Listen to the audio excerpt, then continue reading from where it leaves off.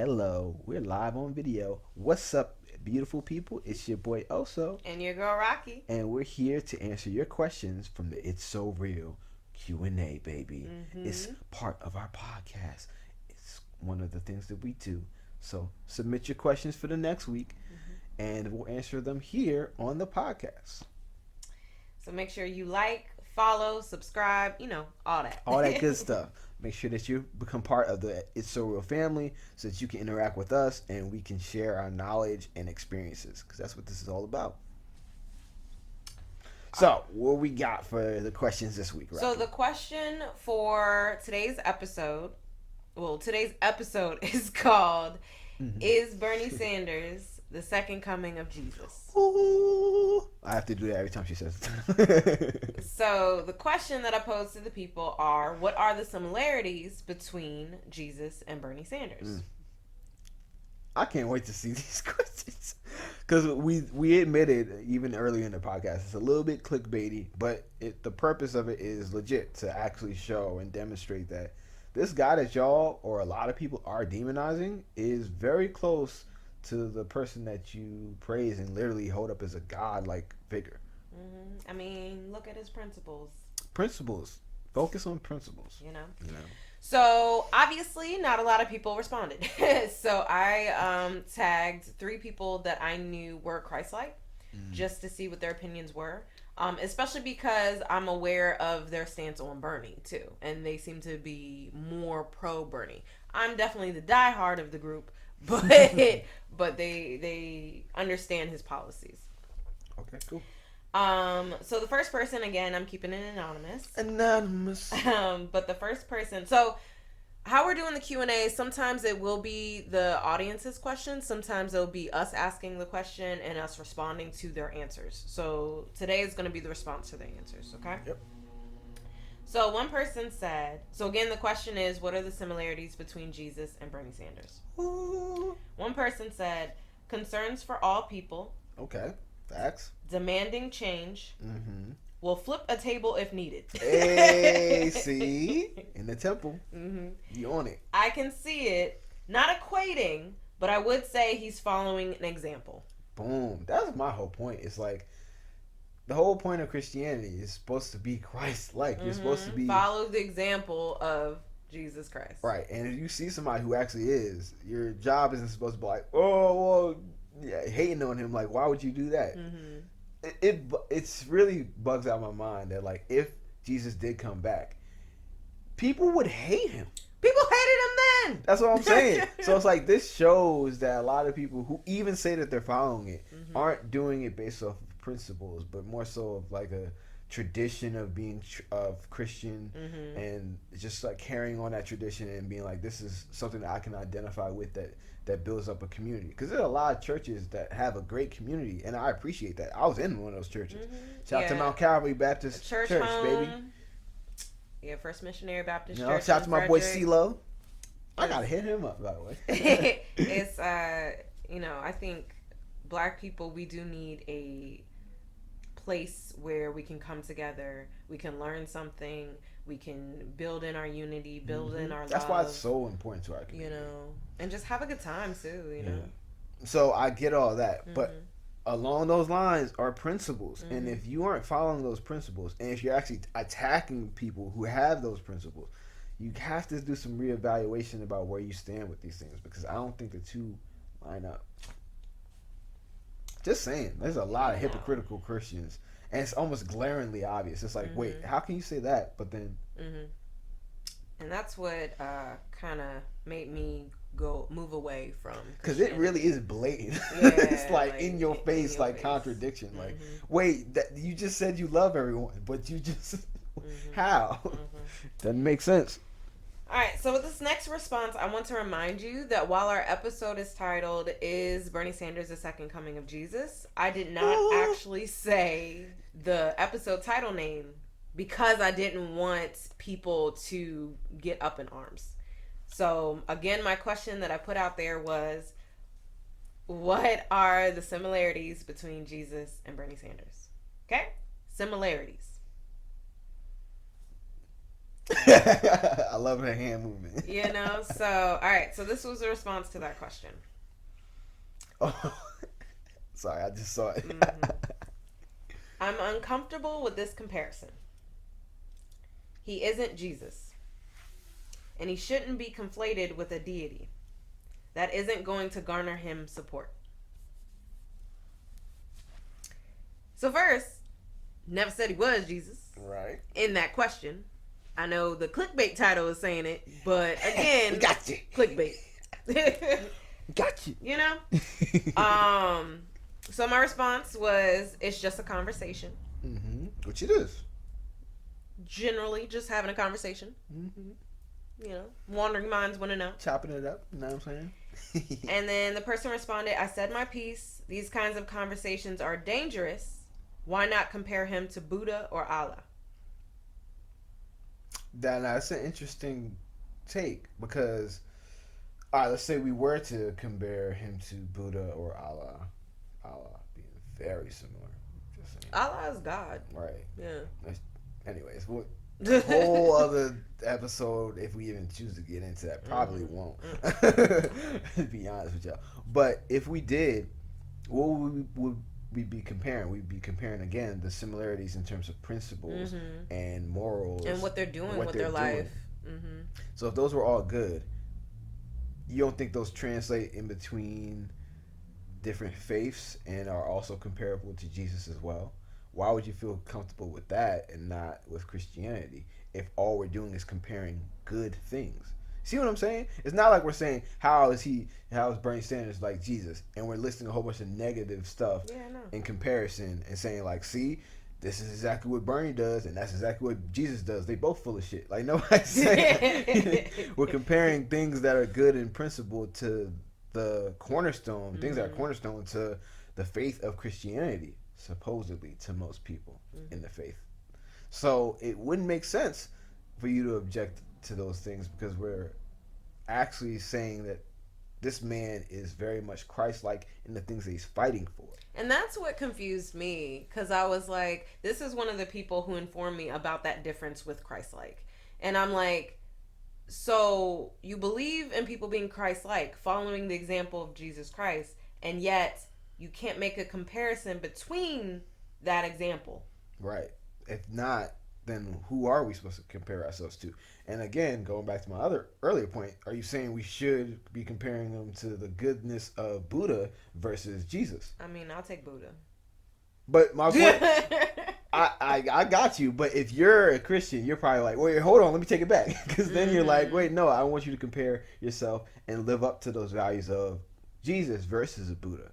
Which is, again, goes to my larger point of a lot of these things are interchangeable. A lot of these values, they line up very and that's why I'm more focused on the values that these people or these figures espouse versus being bogged down on the individuals themselves. Because when we get into this space of, I think, overly concentrating on the figures and not the message, it messes things up. It's like, great Eddie Griffin joke is, who gives a fuck about the messenger? Did you get the message? Exactly. Like, if a mailman come up to your house, he's like, hold on, you ain't the same mailman. Did you get your motherfucking package? So, like Eddie Griffin said, it's like, it's about the message. It's about the actual package that you're getting. It's not about the fucking mailman or mailwoman who's giving it to you. It's like, who gives a fuck? Who's giving you the package? Did you get what you ordered? You know? I like that.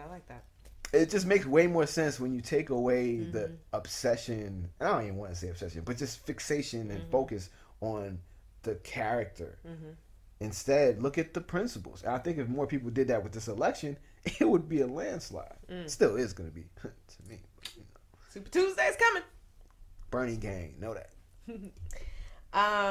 We should show them our sign. Yeah. We'll probably take a picture and post it on the Instagram. Yeah, there we go.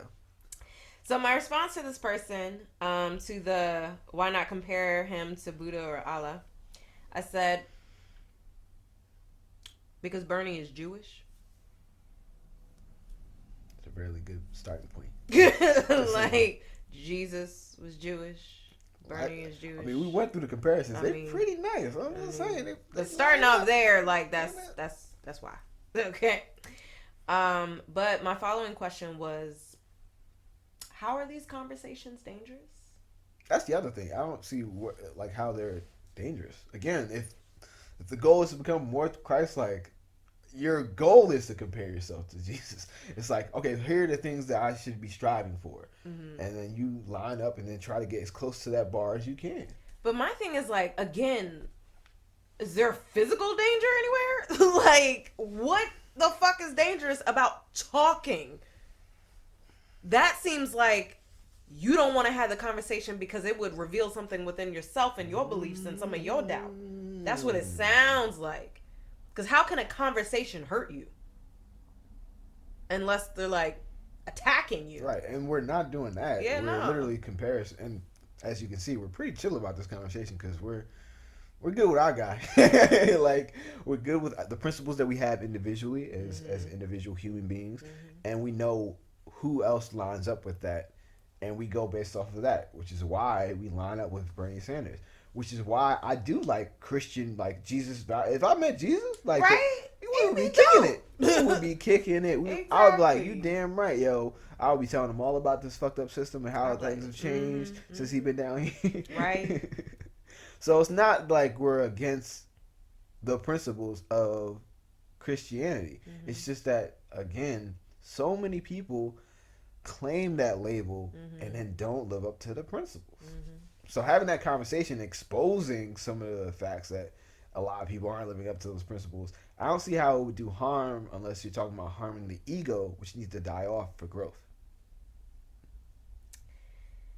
And again, the fact that there is a candidate who is exemplifying the principles of Jesus and yet is being demonized for it. Right, just straight up maligned is like as some type of authoritarian figure too. Like, they try to pull all types of stuff. I mean, what's his face? Chris Matthews related him winning the primaries to Nazi invaded France. Yeah. Like, what are you talking about, and bro? And he's Jewish. He's lost family to the Holocaust. Literally, his mom and dad escaped Nazism. He was in the whole Jewish community in Brooklyn where they had the tattoos on their arms still. Mm-hmm. Like, that's literally that's gotta be traumatic for him to even hear somebody saying that shit. Like, I don't even want to know what that dude would be dealing with. But that, I guess, comes with the territory of being someone who fights for principles that are right for the people.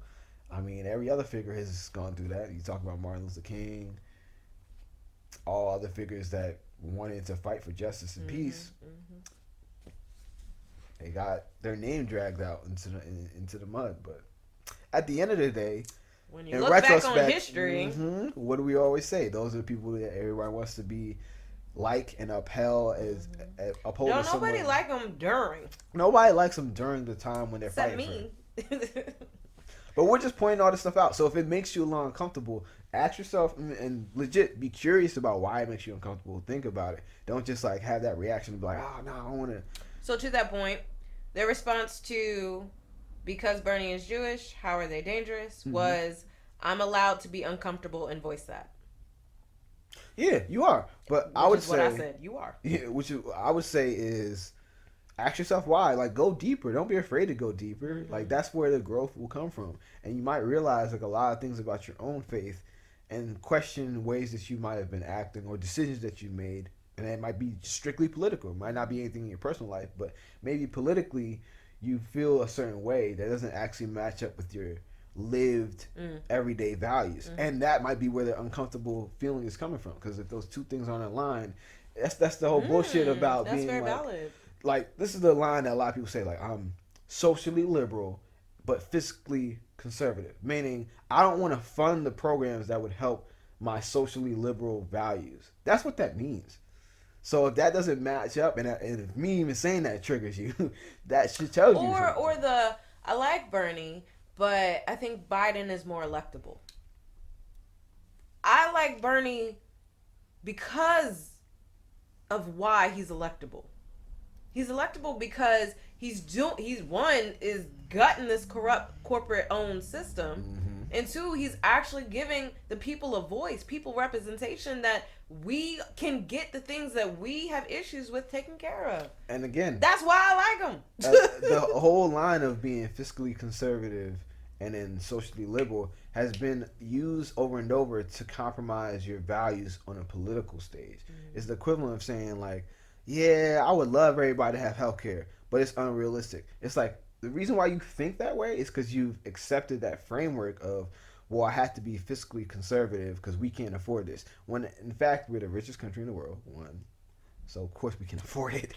Like, that's not even that fact in itself should just dead that conversation, but like it doesn't for some reason.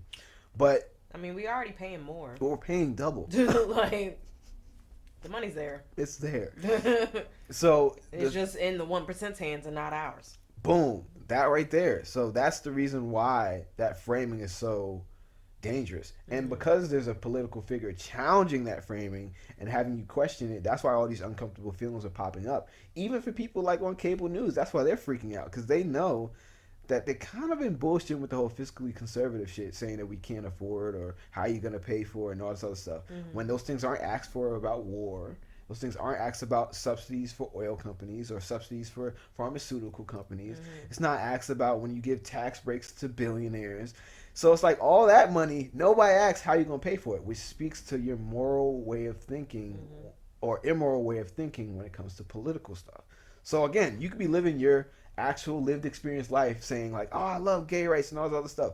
But if you're defunding the programs that would help them, or if you're not allowing access to equal housing for them, or willing to pass those bills, or if you're not willing to raise the minimum wage, which would give them agency in terms of their economic values, then it's like, yeah, you're speaking it and you're living it as your own individual self and maybe the people that you interact with. Oh, I have a black friend or I have a gay friend. Cool. But on a larger systemic level, you know you're not politically acting in the ways that line up with your values, which might be why you feel a little uncomfortable.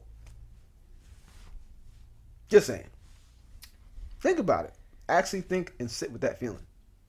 So their final response was, because I said Jesus was Jewish. This person said, so they don't believe in Christ, meaning Jewish and Judaism. Not in the same way Christians do. Again, I don't understand how that's really relevant. I don't know.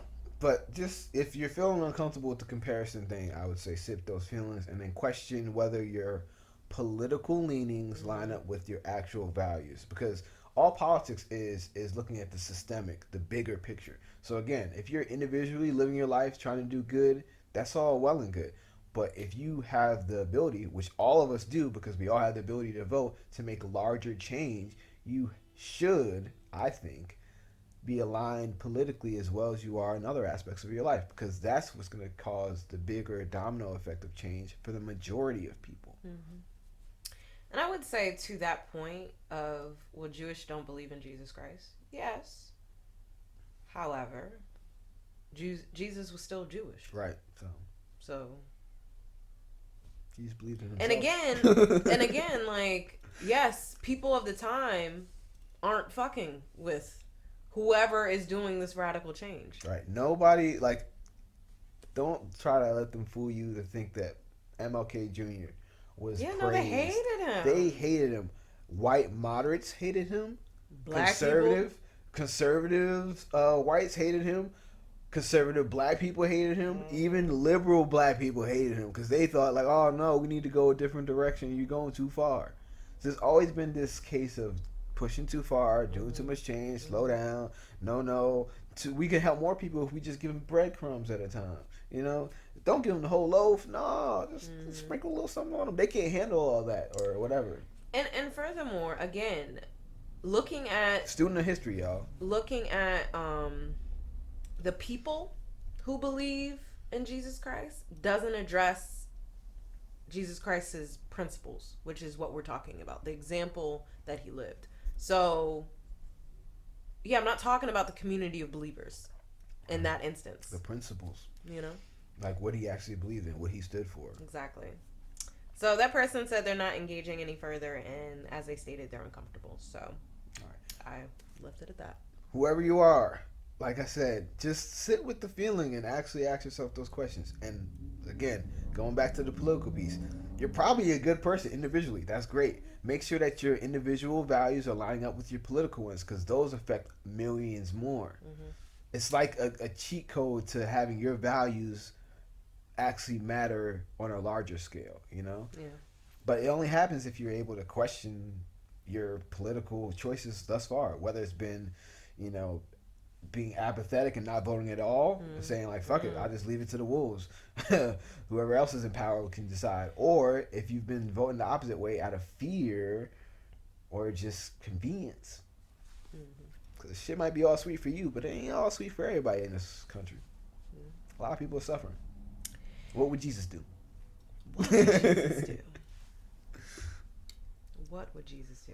That's a good question. All right, so this next response is from a pastor who I actually really fuck with. Like the stuff that he talks about, pastor? The research that he brings in. He definitely brings in I like this. Like the Christianity that was in Africa before colonization. Yeah, like, yeah. He brings in a lot of that perspective. So, to that point. So again, the question is, what are the similarities between Jesus and Bernie Sanders? So this person responds, a Jew, even though Jesus was a black Palestinian Jew. I love it. Facts. A socialist, sides with the poor, oppressed, and disenfranchised. Mm-hmm. Values. Principles. Exactly. Values and affirms women and other marginalized groups. I forgot all about that. Mary Magdalene. Mm-hmm. Yeah. Prostitutes, hanging with prostitutes, saying like y'all are regular people anyways. No shame in your game. Anti-war. Oh, all about peace. Turn the other cheek. Anti-capitalism. Get the fuck out of my temple selling all that bullshit. This is a place of praise. Anti-racism and sexism. Loving all people. Didn't even mention that he was black. He was like, I'm truly colorblind. Y'all talk about being colorblind. I'm really colorblind, motherfucker. I see all y'all as spirits. Pro-justice. Obviously. You don't need to explain that one. Just to name a few. That's a great list. Whoever that was, great. That's what I'm talking about. You actually broke it down based off of what? The principles. Exactly. Not worrying about who was sending the message. Was worried about the message. Did you get the message? Did you get it? Did you get your goddamn package? Why are you bothering the mailman? You on a new route. The fuck? You over here worrying about that. Alright. So next I wanted to talk about, and we can still video record and then wrap up the video after this. Okay, cool. So it's interesting because AOC My girl AOC just brought up her Christian faith in relation to politics the same week. I'm gonna be editing the video to show this clip because she went off. Yeah. So the title of the article on HuffPost Politics is Alexandria Ocasio-Cortez, Jesus would be maligned as radical by today's Congress. So basically, there was an issue against LGBTQ Americans.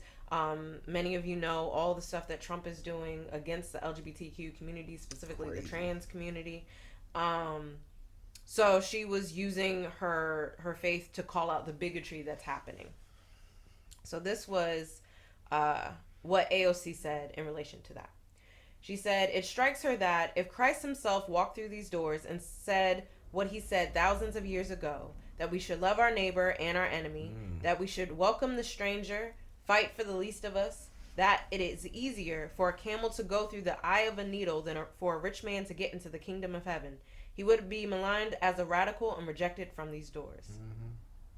And I wanted to end that with our Q&A of the questions, what are the similarities between Jesus and Bernie Sanders? Because, yes, if Jesus was alive today, y'all would be on his ass. Y'all would be tearing him to shreds. And on Twitter, oh, y'all be going off. And Bernie Sanders is alive today, and what's going on? What you think? When you're fighting for the people, for the majority, for the ones who have been neglected or ignored, the people in power who have always had the privilege and have always had the access, they not trying to hear that because they know for a true equality to happen, there has to be some equality when it comes to not only economics, but when it comes to social hierarchy as well. So a lot of these people have been propped up. They're not that good, and they know if they was on an equal playing field, they wouldn't have the jobs that they have. So they're fighting hard. Yeah. It's just facts. You're never gonna have people be all kumbaya about change. There's always gonna be those who fight against it and those who fight for it. And then there's a lot of people in the middle who just don't do shit. My thing is, if your faith calls you to action, why aren't you on this side? And with that, I will be going into the signs of the apocalypse. Make sure you tune into this episode. Is Bernie Sanders the second coming of Jesus? Oh. Thank you so much for watching. Make sure you like, follow, share, and subscribe. Thank you for listening to It's So Real with your girl Rocky. And your boy Elsa. And stay tuned for next video.